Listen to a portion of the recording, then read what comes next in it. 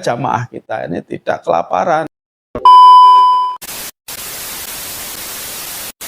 Assalamualaikum warahmatullahi wabarakatuh. Berjumpa lagi dengan saya Fatwa Farnas Nafis pada hari ini. Baik, pada hari ini kita akan ngobrol-ngobrol santai tentang bagaimana sih caranya membangun masjid agar lebih hidup dan agar lebih bermanfaat untuk banyak orang. Pada hari ini, saya tidak sendiri. Saya ditemani oleh Bapak Imam Tobroni yang merupakan Ketua Takmir dari Masjid Jami Baitul Mukhlisin di Desa Gentasari, Kabupaten Cilacap. Baik Bapak, bagaimana kabar Bapak hari ini? Alhamdulillah baik. Awak gimana? Baik. Alhamdulillah baik juga Bapak. Semuanya baik. Kita tahu bahwa masjid merupakan tempat ibadah, tetapi selain sebagai tempat ibadah, masjid juga merupakan tempat perkumpulan, perorganisasian umat, khususnya untuk umat muslim. Tapi gimana sih caranya biar masjid itu semakin ramai, semakin relevan, dan semakin bermanfaat untuk banyak orang? Karena itu, pada hari ini kita akan membahas bagaimana cara memakmurkan masjid bersama Bapak Imam Tobroni.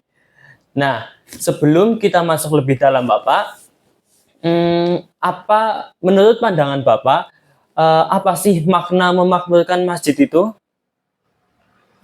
Terima kasih. Wah, ini satu tema yang sangat menarik ini ya. Tema yang sangat berat sekaligus ini awak. Jadi masjid ini memang sebagaimana saat Rasulullah berdakwah untuk mengembangkan agamanya, khususnya agama Islam, yang dibangun pertama adalah masjid. Ini menandakan bahwa betapa pentingnya masjid itu, betapa punya arti dan urgennya untuk melakukan dakwah. Selain tentu masjid ini adalah punya fungsi, yakni fungsi untuk beribadah atau tempat ibadah. Kalau berdakwah tentu maknanya sangat luas, tidak hanya makna ritual saja, tapi sampaikan oleh awak tadi adalah makna-makna sosial, makna kebudayaan, makna-makna yang lebih luas, artinya untuk menjadikan masjid ini sebagai sebuah pusat gerakan atau aktivitas umat Islam dari berbagai sisi, berbagai hal. Dan kita tentu memiliki keyakinan itu sebagaimana disebutkan dalam Al-Qur'an. A'udzubillahi minasyaitonirrajim. Bismillahirrahmanirrahim. Innama ya'muru masyajidallahi man amana billahi wal yaumil akhir wa qamash sholata wa tazakata wa man lam yakhsha ilallah. Ini menunjukkan bahwa bahwa yang namanya tugas untuk memakmurkan masjid ini menjadi tugas semua orang-orang yang beriman. Jadi keberadaan masjid yang sudah dibangun ini adalah tugasnya dimakmurkan.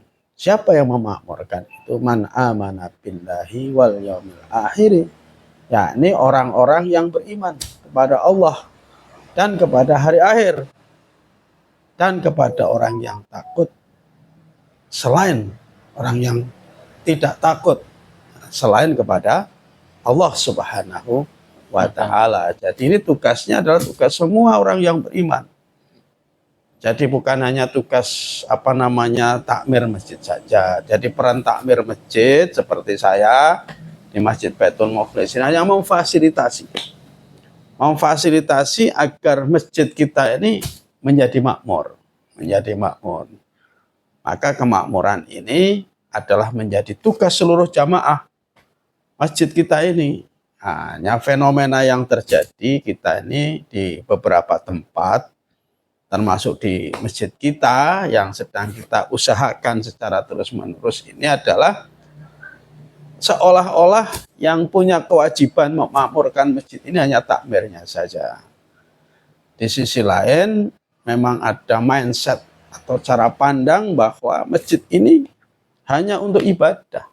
Bahkan ada orang yang berpandangan lain. Jadi kalau ada anak-anak datang ke masjid, itu mereka tidak boleh. Karena apa? Karena jadi ramai.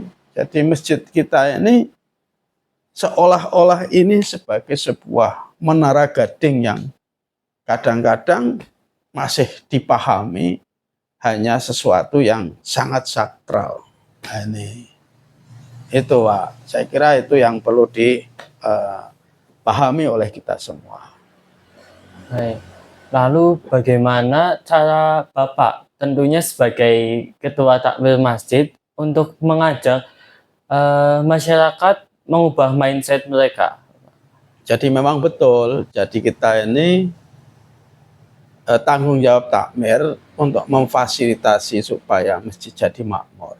Masjid jadi makmur itu tanda petik. Artinya tadi sampaikan masjid ini punya arti dan manfaat yang lebih luas. Selain untuk arti peribadatan, juga punya arti sosial, arti kemasyarakatan. Jadi mindset kita itu harapannya adalah bagaimana yang butuh masjid itu adalah bukan pengurus masjid, tapi yang butuh masjid itu seluruh jamaah. Nah itu. Jadi seluruh jamaah ini butuh akan keberadaan masjid. Untuk apa? Ya untuk seluruh hal. Untuk kepentingan-kepentingan mereka semua. Maka di sana tentu masjid harus memfasilitasi, menyuguhkan aneka ragam kebutuhan mereka. Baik kebutuhan pendidikannya, masjid sediakan. Kebutuhan kesehatannya, masjid sediakan. Kebutuhan ekonominya, masjid sediakan. Kebutuhan kesenian dan sosial budayanya untuk pengembangan masyarakat juga menyediakan. Sehingga masjid kita ini memang serba ada. Tetapi memang ini perlu waktu.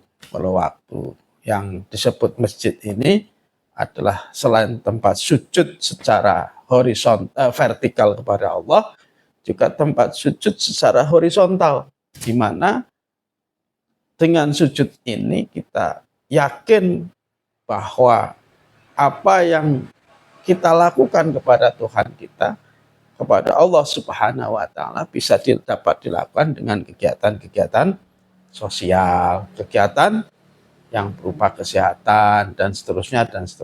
Jadi mengubah mindset masyarakat atau jamaah itu harus berangkat dari bagaimana agar jamaah kita ini butuh kepada masjid, dan masjid ini harus bisa hadir di tengah-tengah masyarakat. Saya pernah menyaksikan ada orang yang dekat masjid begitu, sedang istrinya sakit di satu sisi, di sisi lain rumahnya mau roboh. Padahal dia adalah setiap hari di masjid. Untuk apa? Membersihkan masjid, jadi marbot masjid. Nah, masjid tidak pernah peduli. Nah, bagaimana supaya rumah si marbot masjid ini jadi bagus? Nah, paling tidak jadi layak pakai, tidak layak huni. Nah, tapi masjid kita ini takmir tidak hadir. Bagaimana bisa membantu mereka? Nah, ini. Untung yang hadir bukan orang lain. Ada orang sebelah masjid tidak bisa makan. Masjid rasanya tidak peduli karena masjid ini urusannya hanya urusan ibadah. Tidak ngurusi jamaah yang nggak bisa makan sehari-hari. Bagaimana sedang butuh beras. Nah, masjid tidak pernah hadir. Nah, maka konteks kemakmuran ini adalah bagaimana jamaah masjid ini merasa masjid itu hadir di tengah-tengah jamaah untuk ikut membantu atas segala kebutuhan yang dimiliki oleh jamaah, sehingga jamaah merasa memiliki ke masjid. Nah ini memang yang harus kita bangun mindsetnya seperti itu. Itu Pak. Nah, lalu bagaimana cara agar masjid tetap menjaga kemakmuran secara finansial dan sosial, Bapak?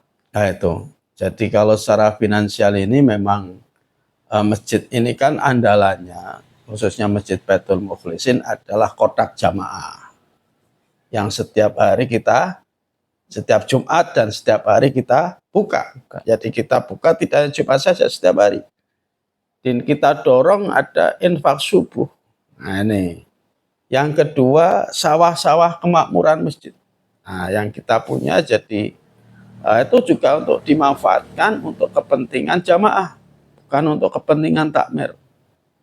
Jadi uang-uang masjid yang kita miliki ini adalah kembali kepada jamaah. Memang konteks pembangunan membana masjidan, banallahu baitan fil jannah. Barang siapa yang membangun masjid akan dibangunkan oleh Allah surga, rumah di surga. Ini konteks pembangunannya masih bersifat pembangunan fisik. Lah kalau fisiknya udah selesai, maka pembangunan jiwa ini lebih penting. Pembangunan mental itu lebih penting, pembangunan hati lebih penting, termasuk pembangunan perut.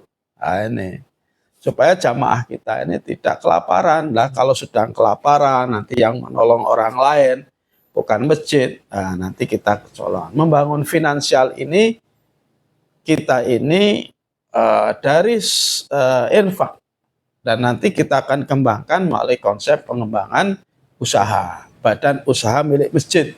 Nah, ini yang sedang kita rintis, badan usaha milik masjid ini, apakah nanti laundry, ataukah nanti berupa UKM milik masjid.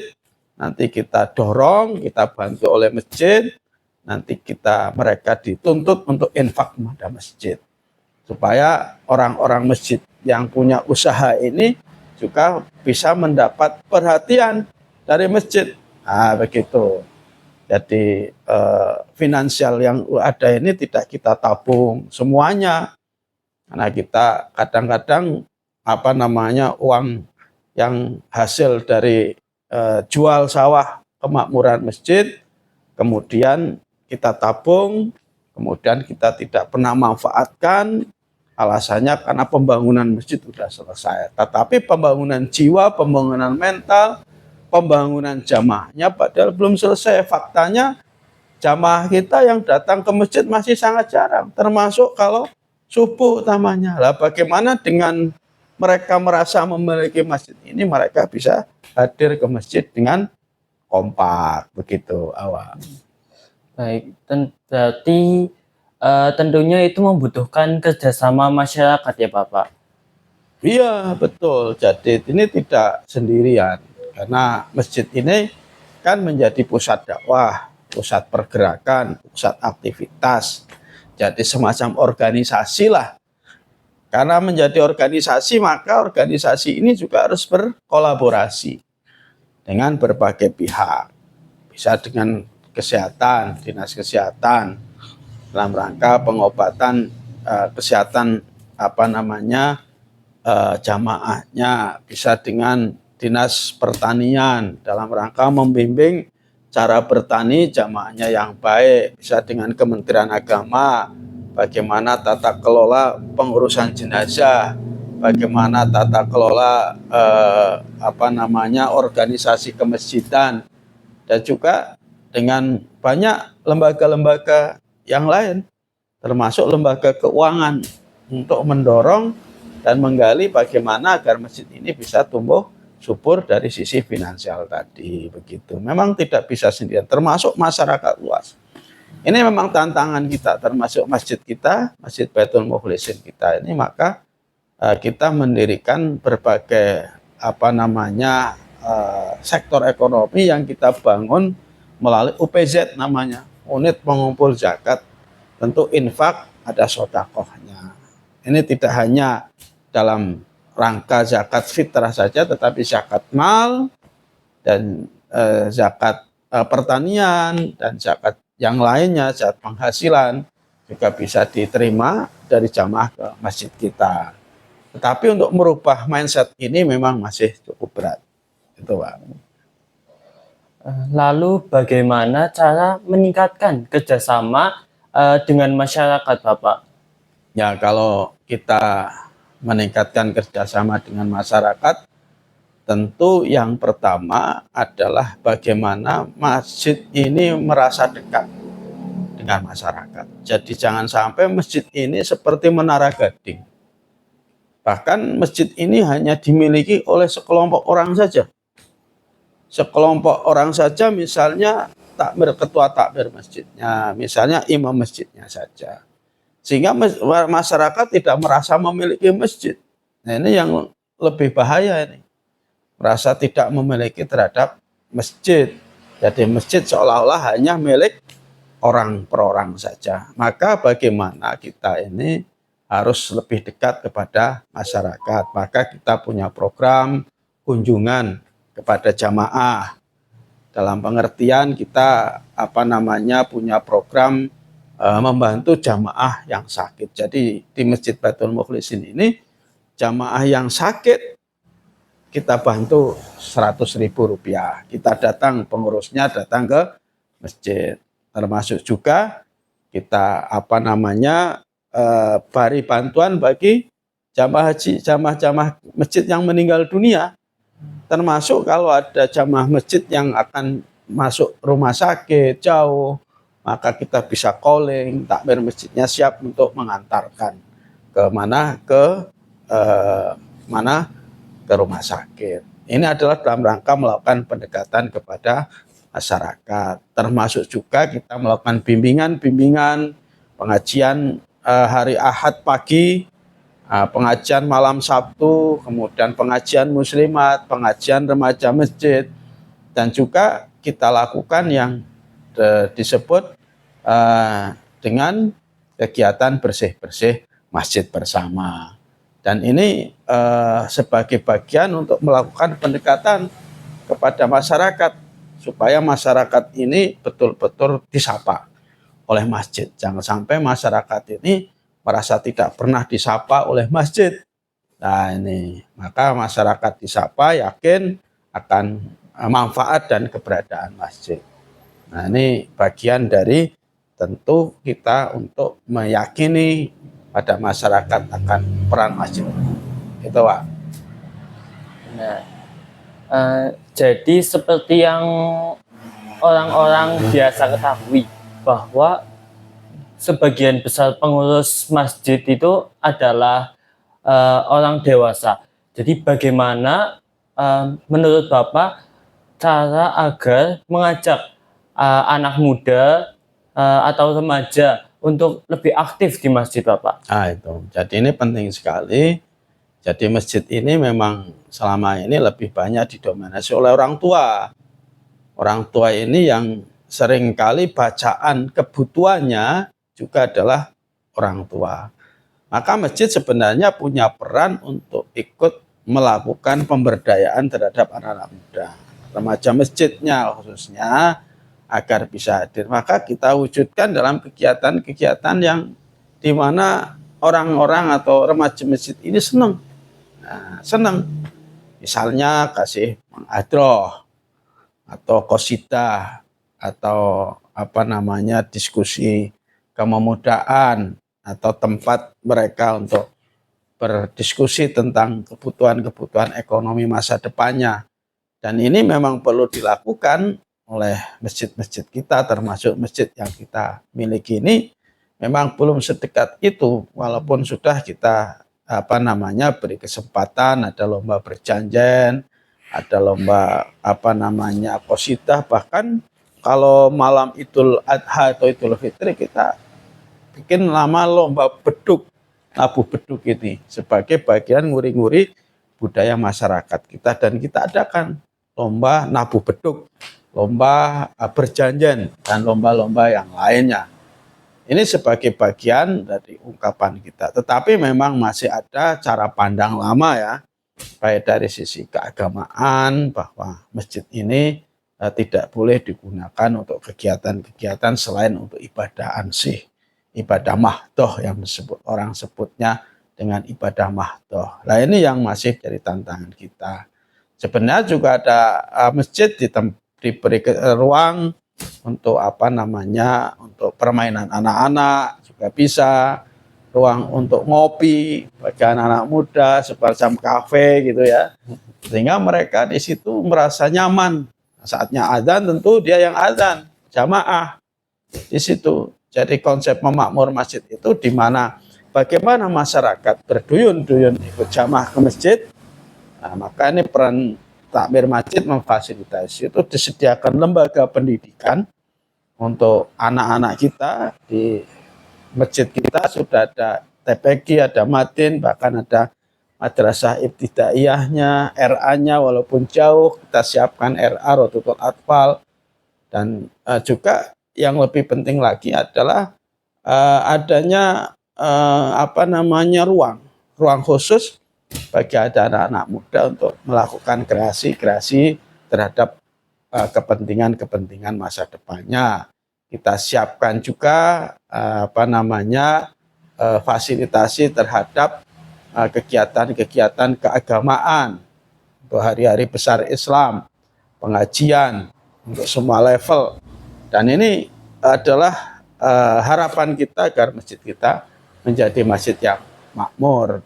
Masjid makmur ini tentu akan berdampak kepada kesejahteraan jamaahnya. Jadi kalau masjidnya makmur, jamaahnya sejahtera. Maka kita di Masjid Baitul Mukhlisin juga membentuk namanya lumbung pangan. Yang dari lumbung pangan ini sesungguhnya nanti konsepnya adalah di mana dari lumbung pangan ini pasca panen para jamaah kita yang ahniya ini datang ke masjid untuk menyerahkan hasil panennya, apakah infak, sedekah atau zakatnya diserahkan lewat amil yang sudah kita tentukan. Kemudian saat paceklik kita distribusikan kepada siapa? Kepada orang yang tidak mampu. Jadi kurang lebih kita ada 40-50, ada janda, ya sesuai tentu kalau zakat itu sesuai dengan asnafnya, tetapi kalau infak kita bebas, ada janda, ada anak yatim, ada orang-orang jompo, ada fakir dan miskin, ini kita ambilkan dari zakat untuk kita distribusikan kepada masyarakat atau jamaah, sehingga betul-betul masjid ini menjadi makmur. Kalau masjidnya makmur, jamaahnya sejahtera. Kalau jamaah sejahtera, idealnya jamaahnya jadi semangat pergi ke masjid. Ini harapan kita begitu itu. Itu, Pak. Tapi selama dari banyaknya program, dari beberapa program yang sudah Bapak jelaskan tadi, bagaimana sih pandangan atau respon masyarakat terhadap program tersebut, Pak? Sangat beragam. Jadi memang dinamika masyarakat kita ini tadi dari pandang agama, keagamaan, ya, yang dimana mereka meyakini bahwa masjid hanya untuk tempat ibadah saja. Jadi tidak boleh untuk kegiatan kesenian, kebudayaan, kegiatan anak-anak, kegiatan sosial, bahkan juga mereka kalau bisa jangan di masjid kegiatan sosialnya. Masih ada pandangan begitu. Yang kedua terkait dengan masalah mindset, cara pandang bahwa masyarakat atau jamaah kan rasa memiliki terhadap masjid. Sehingga masjid ini seolah-olah bukan milik jamaah, tetapi masjid ini milik perorangan. Begitu juga cara pandang takmir dan juga beberapa imam masjid yang merasa bahwa masjid punya saya, sehingga ada takmir masjid yang tidak pernah dirombak, bukan karena dia mampunya melayani masyarakat, tetapi karena merasa dia yang punya masjid. Termasuk imam masjidnya juga begitu. Ini mesti pandangan-pandangan yang tentu secara bertahap harus kita yakini bahwa masjid ini adalah milik masyarakat.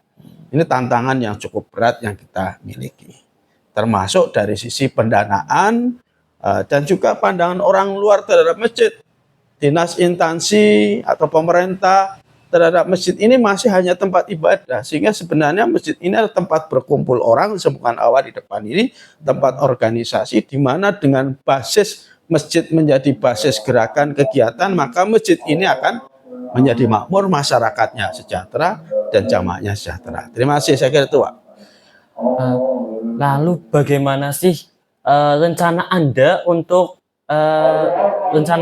mengatasi masalah-masalah tersebut, Pak? Nah, nanti kita lanjutkan pada pertemuan yang akan datang, gitu ya. Nah, sekian untuk hari ini. Itu adalah sedikit cerita inspiratif tentang bagaimana cara memakmurkan masjid berdasarkan pandangan Bapak Imam Robroni selaku Ketua Takmir Masjid dari Masjid Jami Baitul Mukhlisin. Sekian untuk hari ini. Terima kasih. Kami pamit undur diri. Wassalamualaikum warahmatullahi wabarakatuh.